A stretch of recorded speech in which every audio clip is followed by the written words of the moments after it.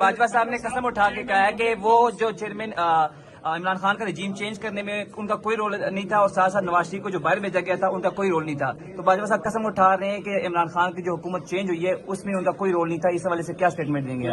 باجوہ صاحب جو ہیں وہ اگر خانہ کعبے میں کھڑے ہو کے قرآن کریم پر بھی ہاتھ رکھ دیں تو باجوہ جو ہیں اس نے اس ملک کے ساتھ غداری کی ہے. باجوہ نے اس ملک کو تباہی کے راستے پہ ڈالا ہے. باجوہ ریجیم چینج کا مین آرکیٹیکٹ ہیں، اور قرآن دینے سے اس کے وہ عوامل تو پوشیدہ نہیں ہوتے ہیں جو اپنے دور میں بحیثیت آرمی چیف اس نے عمران خان کی حکومت کو گرانے کے لیے ادا کیے. سب کچھ اس کے دور میں ہوا.